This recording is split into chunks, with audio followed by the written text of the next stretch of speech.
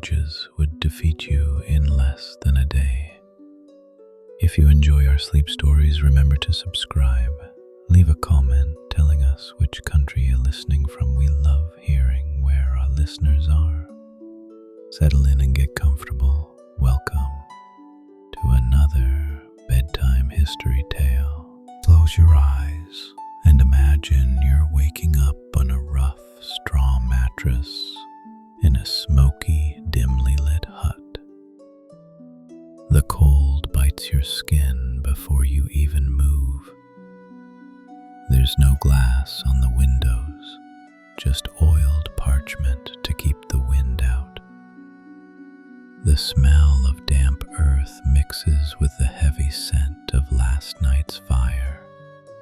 Your stomach growls already because you know food is scarce. You try to rise, but your back aches from the hard bedding and yesterday's work in the fields. Outside, you hear the rooster, but also the low moan of someone coughing violently in the neighboring hut. Disease is everywhere. The healer's remedies are little more than prayers and herbs tied with string. Long, coarse woolen clothes, stiff with grime. They haven't been washed in weeks. Laundry requires hours of hauling water and harsh lye soap that burns your skin.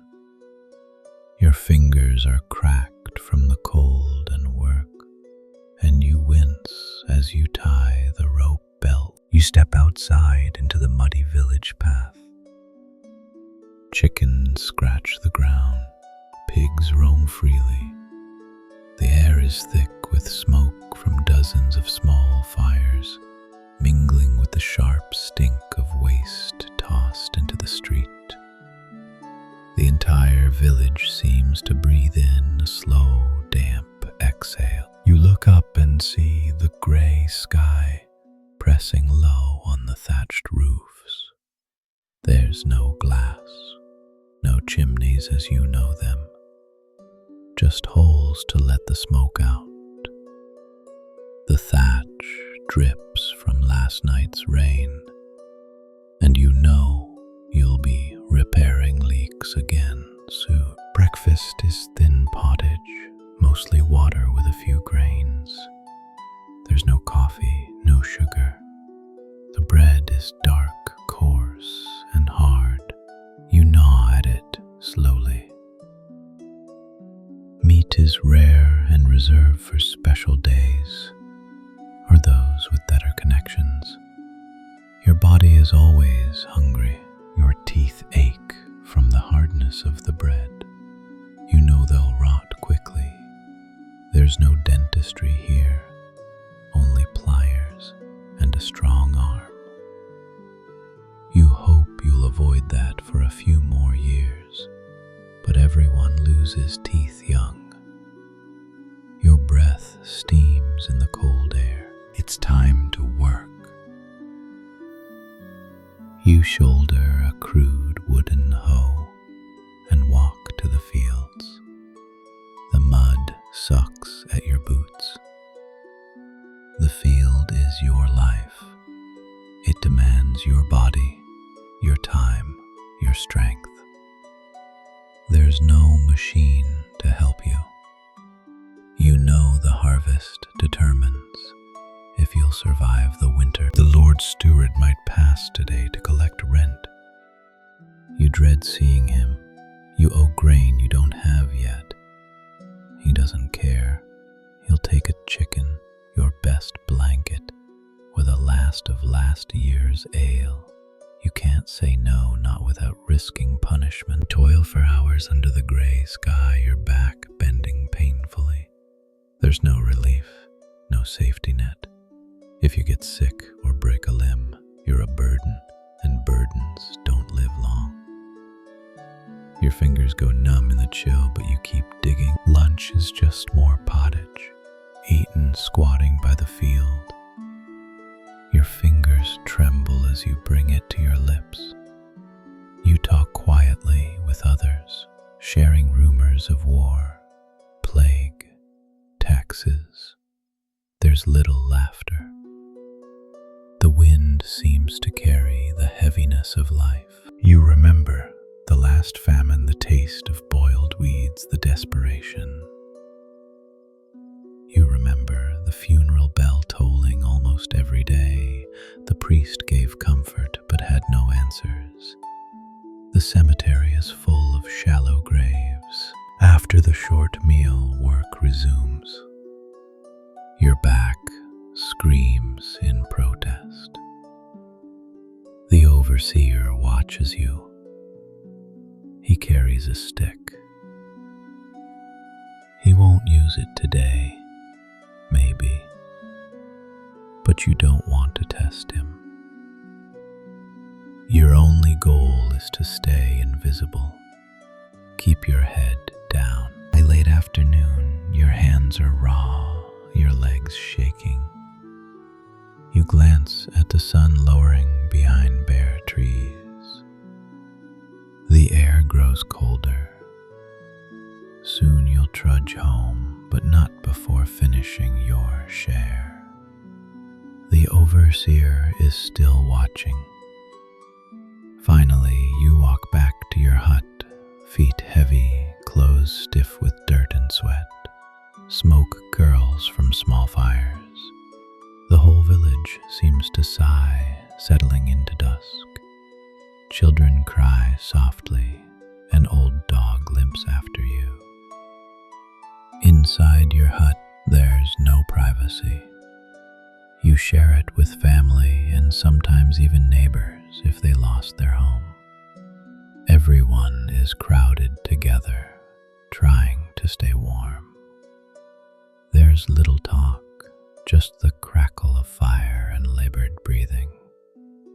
Dinner is the same thin pottage, now even more watery. Your stomach cramps, but you eat anyway. You watch the flames dance in the dark, feeling the ache of your body. Sleep is your only escape, but even that isn't safe. You remember the last time thieves came. They stole food and blankets while you all slept. No one dared resist. The Lord's guards don't care about you. Justice is for the rich. So tonight you sleep lightly, listening for footsteps.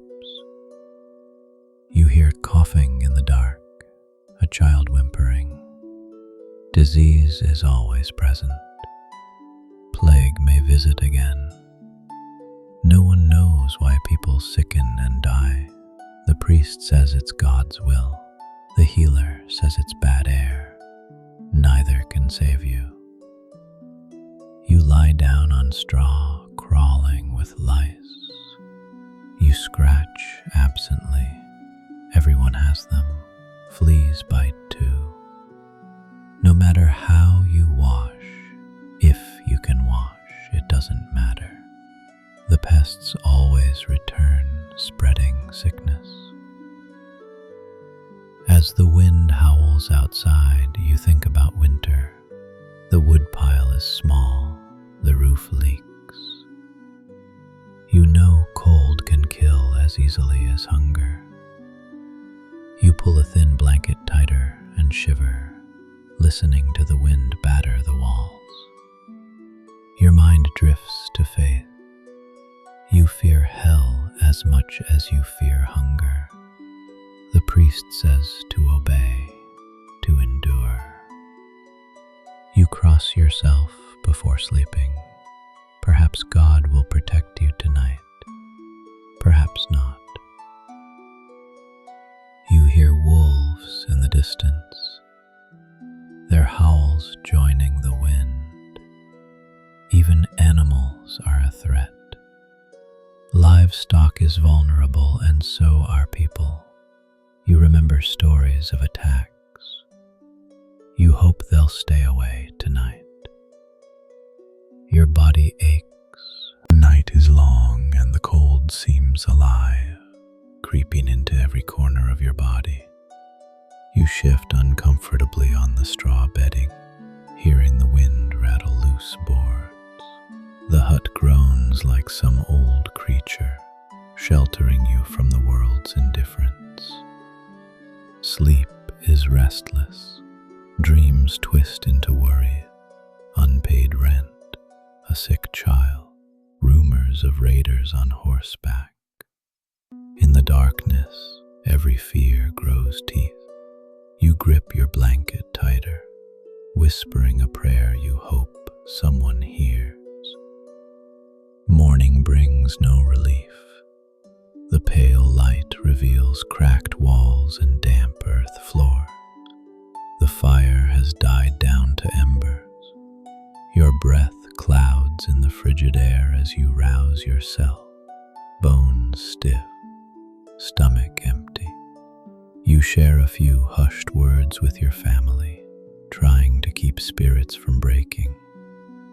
There's no privacy here. You hear your neighbor coughing through the thin wall, and you wonder if the sickness will come to you next. Manuscript style of peasants, talking quietly in cramped hut, thin walls, worried expressions, illuminated border. Outside, the village stirs slowly. Mud squelches underfoot as people emerge, hunched against the cold. The sky is a flat gray, promising another day of toil without reward. You trudge to the well, hoping there's no line. You draw water by hand, feeling the icy rope burn your cracked fingers. Water is precious, but always a chore. You glance around at other villagers, their faces lined with fatigue, avoiding each other's gaze. A baby cries nearby, hungry and cold. The mother rocks it gently, shushing softly.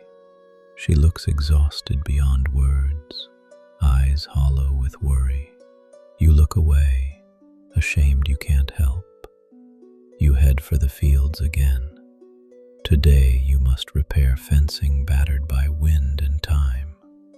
The wood is rotting, the nails scarce. You make do with rope and hope.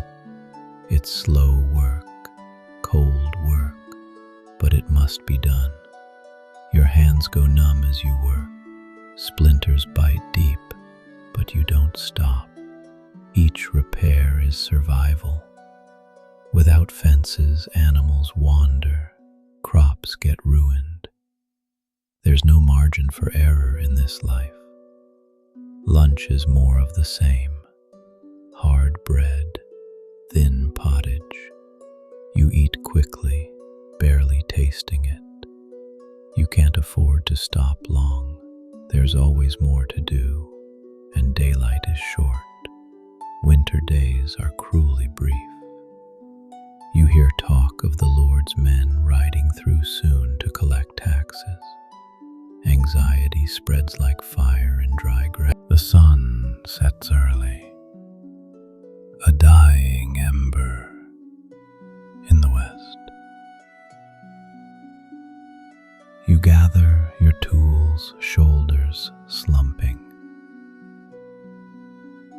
The walk home is silent, every footstep heavy with fatigue.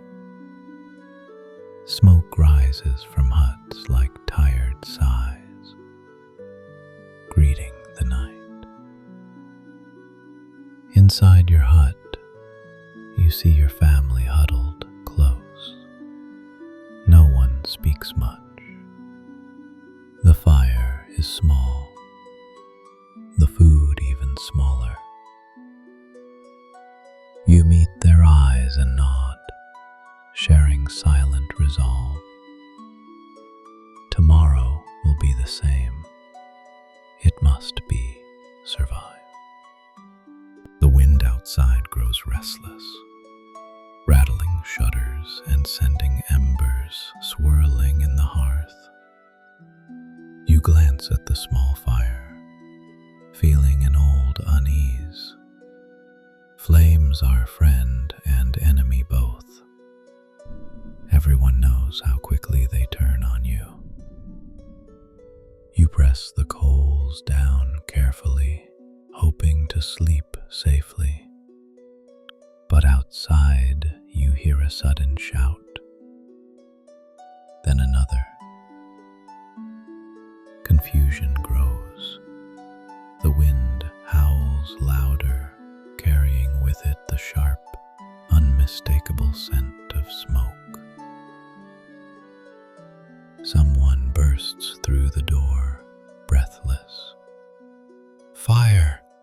they shout. You stand too quickly, hitting your head on the low beam.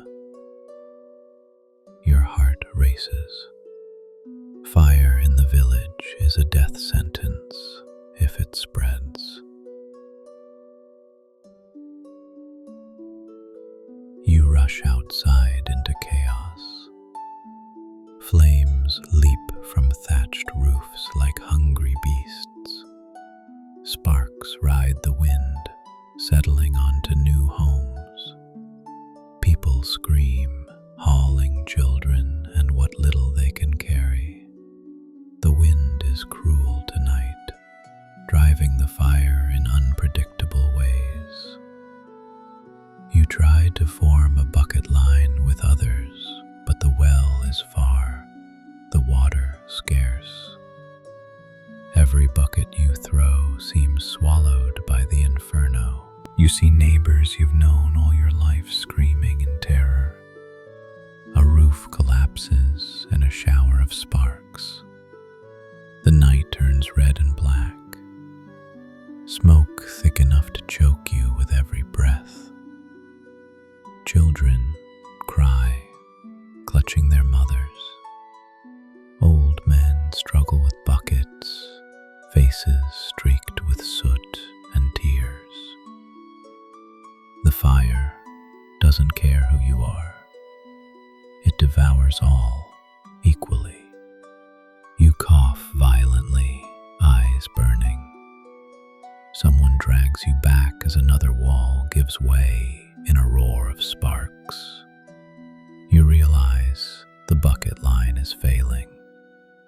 You're not saving the village. You're barely saving yourselves. Panic takes over. People scatter, grabbing only what they can carry. Some scream for loved ones they can't find. Others fall silent, watching helplessly as everything they own turns to ash. The heat is unbearable. Your skin prickles even from a distance.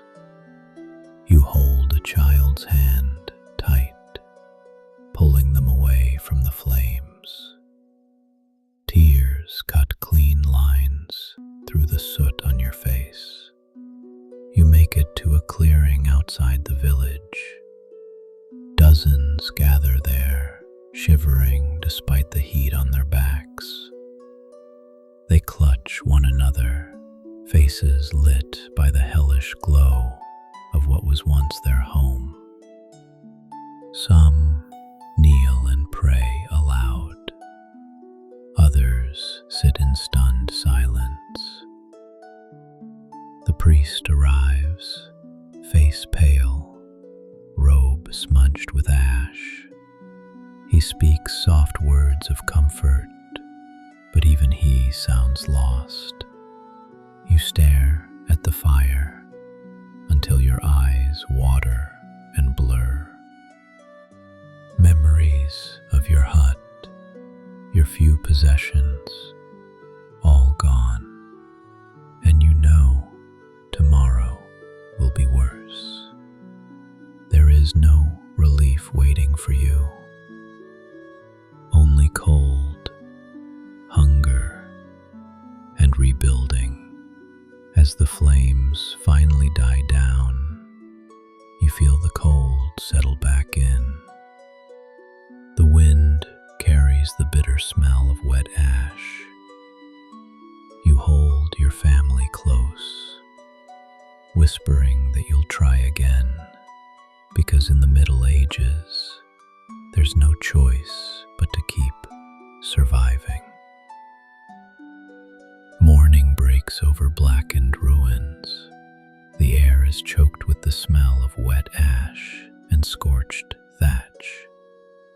You stir slowly, limbs cold and stiff after a night huddled with others on frozen ground. Around you, survivors murmur quietly, voices rough with smoke and grief. No one knows what to do first. By midday, you've gathered a pitiful collection. Broken stools, charred beams, half a sack of grain that smells of smoke but is still edible. A neighbor cries softly, clutching a burned doll, all that remains of a child's bed. You look away, throat tight, and turn back to work. Even in tragedy, survival demands action. Someone suggests building a communal shelter from the least burned timbers. It's not enough for everyone, but it will keep out the worst of the wind. No one argues. There is no room for pride now, only for cold, exhausted cooperation. As the shelter takes shape, rough and ugly but functional, you share space with people you once might have called rivals or strangers. There's no room for that now. Huddled together, you pass around the smoky grain boiled into a thin, foul-smelling gruel. No one complains. Hunger is too strong. You chew carefully, swallowing the taste of ashes along with your pride. A child curls against your side for warmth, and you let them. You feel their ribs under your arm and wonder if you look the same, hollow and fragile, like a lantern with no candle left. Outside, the wind howls across the blackened village, tugging at ragged cloaks and sending embers swirling from dying hearths. You hear someone coughing violently in the shelter's corner, a wet, rattling sound that speaks of sickness. There is no healer now. The old woman with herbs lost her home too, her stores reduced to ash. She sits in silence, her lined face unreadable. You see fear in her eyes, though, not for herself, but for what might spread unchecked in these cramped, cold quarters. Disease is always waiting for moments like this. Night comes early, as it always does in winter. The communal fire burns low, the precious fuel rationed carefully. Shadows grow long and twisted, flickering over faces drawn tight with worry and fatigue. Conversation is minimal. No one has the heart to speak of hopes. Instead, people whisper prayers, clutching small tokens, crosses, bits of cloth, smooth stones once blessed by the priest. You close your eyes and listen to the wind batter the walls, trying to ignore the hunger gnawing at your... The village is half gone, a ghost of itself. But there is no time to mourn. The wind bites hard, and you see people already picking through rubble, searching for anything that can be saved. A pot, a bundle of cloth, a half-burnt board to patch a roof. You stand slowly, wincing at the pain in your back, and know this will be the hardest day yet. You join others in silence, sifting through blackened debris. Every piece of wood, every twisted nail is precious now. Someone finds a cooking pot, its rim blackened but usable. A cheerless nod of approval passes through the group. There's no time for gratitude, only inventory. The Lord Steward will still want his share, fire or not. The thought makes your gut turn. You wipe ash from your brow, leaving a dark smear on sweat-slick skin. Overhead, the sky remains stubbornly gray, pressing down on the ruins like a lid. You wonder if the sun will ever truly shine on this place again. By midday, you've gathered a pitiful collection: broken stools, charred beams, half a sack of grain that smells of smoke but is still edible. A neighbor cries softly, clutching a burned doll, all that remains of a child's bed. You look away, throat tight, and turn back to work. Even in tragedy, survival demands action. Someone suggests building a communal shelter from the least burned timbers. It's not enough for everyone, but it will keep out the worst of the wind. No one argues. There is no room for pride now, only for cold, exhausted cooperation. As the shelter takes shape, rough and ugly but functional, you share space with people you once might have called rivals or strangers. There's no room for that now. Huddled together, you pass around the smoky grain boiled into a thin, foul-smelling gruel. No one complains. Hunger is too strong. You chew carefully, swallowing the taste of ashes along with your pride. A child curls against your side for warmth, and you let them.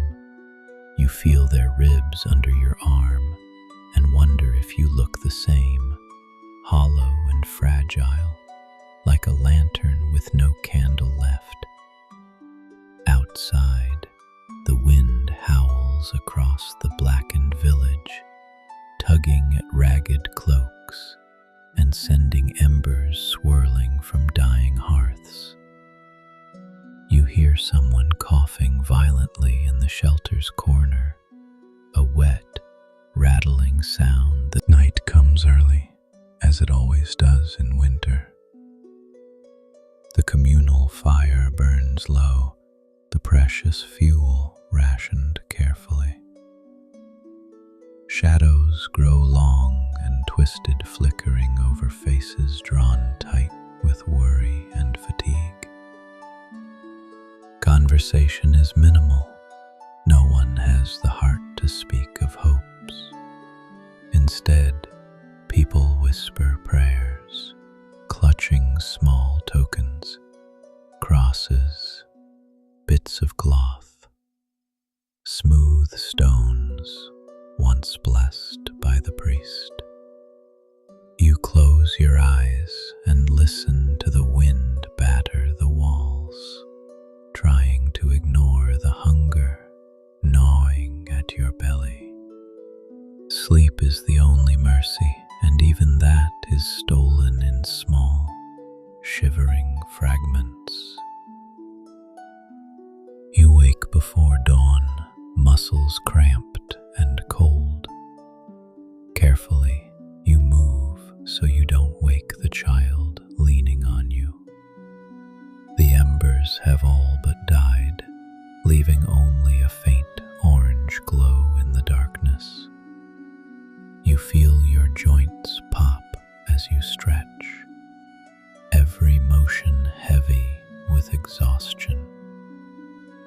Others are stirring too, blinking blearily, pulling their ragged cloaks tighter. There is no time to rest. Even with nothing left, you have to work.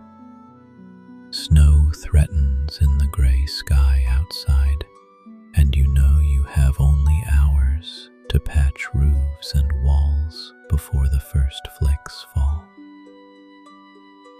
You step outside into cold that bites deep into your bones. The village looks even more ruined in the pale morning light. Smoke still curls from blackened beams like dying memories. You swallow hard and force yourself forward, joining others in dragging half-burned wood to mend walls. It's clumsy, uneven, but anything to keep the wind out. A neighbor hands you a rope frayed to near uselessness. You nod your thanks, eyes meeting in silent understanding. There's no room for words here, only shared burdens. The day is painfully short. You work until your fingers can't bend from cold. Blisters crack and bleed, staining the wood you lift. When you pause to wipe sweat, ash smears your face in black streaks. The world feels smaller somehow, reduced to breath, pain, and survival. A distant bell tolls, once, twice, a reminder of the church standing mostly intact on its little rise. Some take comfort in that stubborn tower. As darkness falls, the snow begins in earnest. It sifts through holes in patched roofs, landing on blankets that are already too thin. You huddle closer with others in the shelter, trying to share body heat. The fire is little more than coals, and no one wants to waste wood. Hunger makes you irritable, short-tempered. Harsh words slip out, but die quickly in the cold air, replaced by murmured apologies. There is no point in fighting among yourselves when the real enemy is outside, cold and patient. Tonight sleep is shallow. The wind howls like a starving animal, clawing at the patched walls. You think of better days, if there ever were any. Maybe a feast day once, with bread a little softer, ale that warmed the belly. But even those memories feel faded, smudged by too many hungry nights. You listen to the old healer muttering prayers in the dark. Somewhere, a baby whimpers, its mother shushing it with cracked lips. The world feels impossibly wide and cold, and you feel very small. As dawn finally comes, dull and heavy with falling snow, you blink your eyes open to a world blanketed in white. It is almost beautiful if you forget what it means. It means cold without mercy, roofs caving under weight, animals dying in their pens if you can't get to them. It means hunger growing sharper as stores dwindle. You sigh, pushing yourself upright, joints cracking, breath misting in the frigid air. Another day survived, but only barely. And you know it will be just as hard, if not harder, than the last. The long, cruel winter finally begins to release its grip on the village. The snow that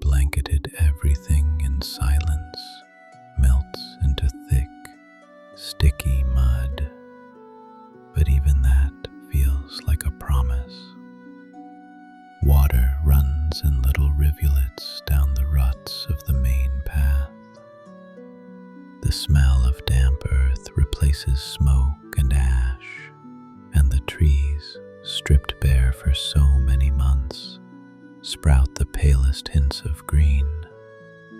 You wake one morning to bird song for the first time in weeks, and it feels unreal, like a story you once heard. The hut is still cold, but less so, and you can move without your joints screaming. Outside, people stand blinking into the pale sunshine, faces drawn but alive with cautious hope. They speak quietly of planting soon, of mending tools and repairing fences with wood that isn't half burned. There is planning now, not just surviving. Children wander, gathering the first tiny flowers that dare bloom, their laughter timid at first, but growing with every passing day. You help repair a neighbor's roof, and they hand you bread in thanks, still coarse but warm from the new communal oven someone built from salvaged stones. The smell of it feels like an embrace, and you almost cry at the taste. In the evenings, the fire burns a little brighter, fed by fresh-cut wood, the smoke sweeter with the sap of green branches. People talk more now, still in low tones, but no longer only about death and loss. They share stories of what they'll plant, which fields need plowing first, who might trade for seed grain. Plans are fragile, but they're plans all the same. You notice people smiling, even laughing softly at old jokes, voices cracking from disuse. The priest emerges from his own rebuilt corner of the village with renewed energy, leading prayers of thanks, not just for survival, but for deliverance. When he blesses the fields, people bow their heads, but they dare to look up too, squinting into the sun, feeling its warmth on their hollow cheeks. You feel it too, and for the first time in months, you think, perhaps we will see another harvest. Perhaps this year we will not starve. The air smells of thaw and possibility, and you let yourself believe just a little. And then in the middle of this tentative spring, something remarkable happens. Word spreads through the village in hushed, excited voices. There will be a wedding. Two young people whose courtship survived the winter's brutal days in shy glances and quiet help, hauling wood, sharing scraps of food, have declared their intent to marry.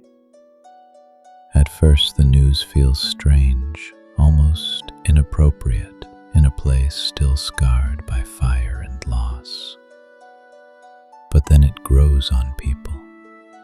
It's something to look forward to, something to plan. For days the village buzzes softly with small tasks, patching torn clothing for best wear, scrubbing soot from old mugs to serve ale, gathering green branches for decoration. The priest smiles as he rehearses the words he's said 100 times before, but which feel new again. On the day itself, the sky is clear, the ground firming under new grass. The villagers gather near the church, its walls still scorched but standing, sounds of woven reeds and the first wild flowers. The bride wears a dress that was her mother's, hurriedly mended, but her eyes shine. The groom trembles as he takes her hand. The priest speaks solemn words, voice deep with feeling. When he pronounces them wed, there is a silence like held breath, and then cheers break out, ragged, hoarse, but real. Ale is poured into battered mugs, bread is shared around, and someone produces a fiddle. The music is uneven, but people dance anyway, boots squelching in the soft earth. Laughter spills into the evening, mingling with birdsong and the hiss of new leaves in the wind. For a night, the fire in the communal shelter burns bright, shadows dancing on patched walls. Children doze in corners, lulled by the music and murmured stories of old times. You sit by the flames, your body aching pleasantly from work, belly warm with food you didn't think you'd taste again. As you watch the couple hold each other, you feel something stir that you thought was long dead. Hope. It's fragile, yes, but it's alive. And as the stars blink awake overhead, cold but distant, you whisper a prayer not of fear or hunger, but of gratitude, because somehow, against every cruel turn of fate, life has chosen to continue here, and that is worth everything. Summer arrives in a slow, shimmering wave, and the village changes with it. The fields, once blackened and bare, now stand tall with ripening grain.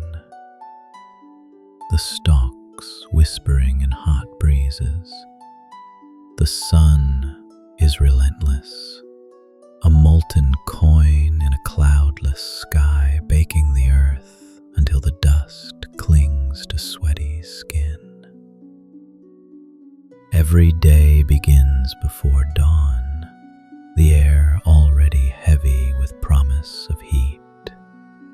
You rise, stiff and sore, splash warm well water on your face, and gather with others to head for the fields.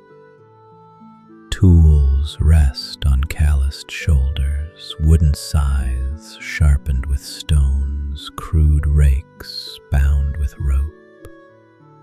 The work is punishing. Under the high sun, your shirt clings wetly to your back, salt stinging cracked lips.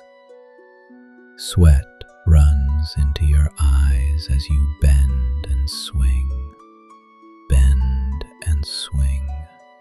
the motion hypnotic, broken only by the creak of leather and the rasp of dry grass. Conversation fades to low grunts and muttered prayers for strength. No one complains openly, there's too much to lose. If the harvest fails, so do you. When there's a break, you sit in whatever shade you can find, drinking lukewarm water from clay jugs, sharing bites of bread already going stale in the heat. Someone might hum an old tune softly, the sound thin and wavering in the shimmering air. Children chase each other at the edge of the fields, giggling until an adult hushes them, reminding them of the work still to be done. Even the animals seem subdued, their sides heaving with slow, labored breath. The priest, visits sometimes, wiping his brow, blessing the laborers with words that tremble under the weight of heat. Despite everything, the thirst, the burns on your arms from the sun, the ceaseless ache in your back, there is something almost comforting in the rhythm of work. Because work means food. Food means survival. And survival in these fields is not guaranteed, but it is earned. As the days stretch long and bright, the village moves like a single sweating organism, bound by the need to bring in the harvest before storms or pests can ruin it. Every able body is called to help.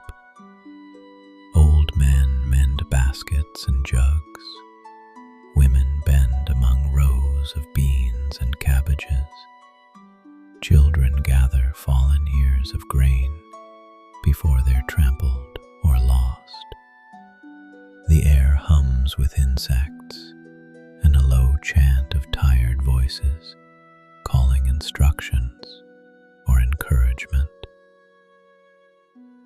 Evenings bring little relief. The heat lingers, seeping from earth and walls, turning huts into ovens.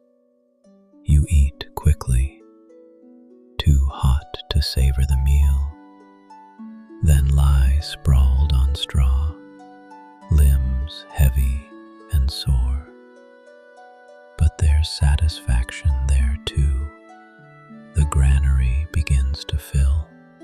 Sacks of grain are stacked carefully, precious insurance against winter. You run your fingers through the rough kernels, feeling their weight, imagining the bread they'll become, the porridge that will steam in wooden bowls. This is wealth here, not coin or fine cloth, but the promise of enough. Enough to see the snow without fear gnawing at your bones. Sometimes at dusk there's time for music, the fiddle scraping out crooked but familiar tunes, while people clap in time, too tired to dance but unwilling to let the day end without some small defiance of hardship. The priest blesses the granary doors, smoke from the tallow candles curling up into the rafters like prayers.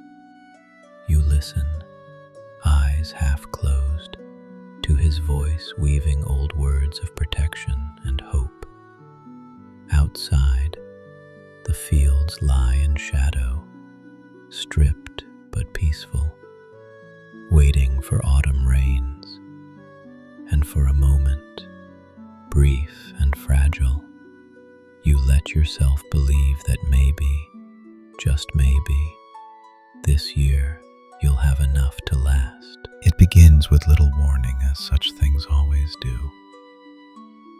A cough here, a fever there, dismissed at first as nothing more than exhaustion from harvest work. A chill caught from sleeping on damp straw. But soon the coughs grow deeper, harsher, wet with something you don't want to see. Fever burns too hot to be simple.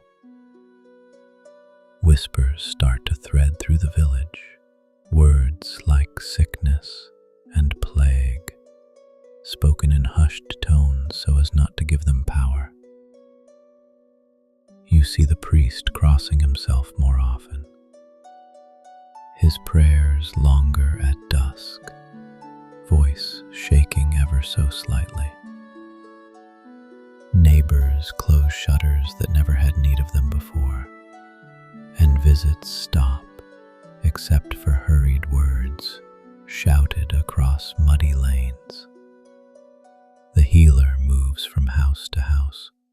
her bundle of herbs and scraps of cloth, her face set, eyes already grieving for the work she knows may fail. You help carry water for her when asked, trying to ignore the way she holds the cloth over her mouth, refusing to meet your eyes when you ask if it will pass soon. Children who only weeks ago laughed among ripening fields now lie still under thin blankets, breath rattling. Mothers hold them and rock silently, their tears falling unnoticed onto fevered cheeks. The air feels thick, heavy not with heat now but with fear. At night the village is too quiet, save for muffled sobs and the dull coughs echoing like a dirge. Even the animals seem subdued, lying close to walls, sensing something wrong in the air. Fires burn low behind closed doors, not for warmth, but for the belief smoke might keep the sickness out.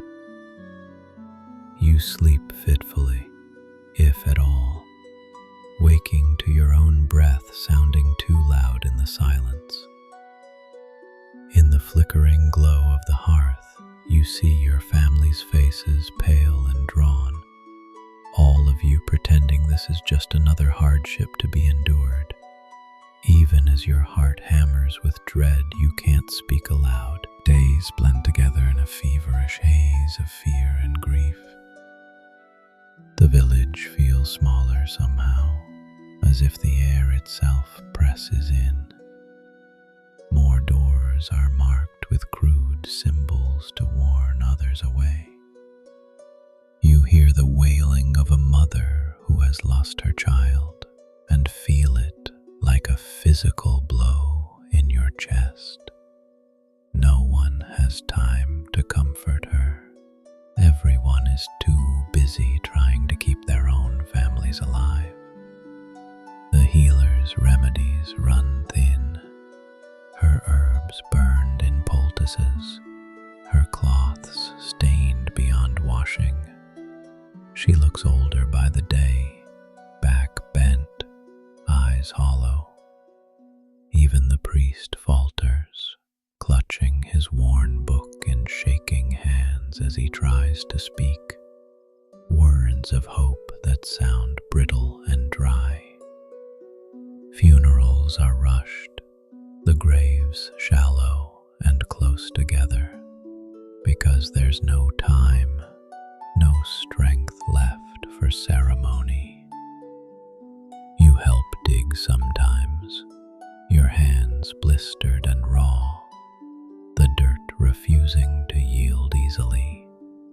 The sun no longer seems warm, it feels mocking, lighting up a village that has gone quiet except for coughing and weeping. Yet even in this, life stubbornly clings. Babies still cry for milk. Someone bakes bread, thin and hard but warm, and shares it with neighbors whose ovens have gone cold. You find yourself murmuring old prayers you barely remember, anything to fill the silence. At night, you watch embers glow in the hearth and hold your loved ones closer than ever, listening to their breathing with a terror that makes you want to weep. But you don't. You can't afford to, because tomorrow you have to rise again, fetch water, tend animals, bury the dead if needed, whisper hope into ears that no longer believe. And in the back of your mind, you dare to wonder if when this ends, if it ends, you will still be here to see it.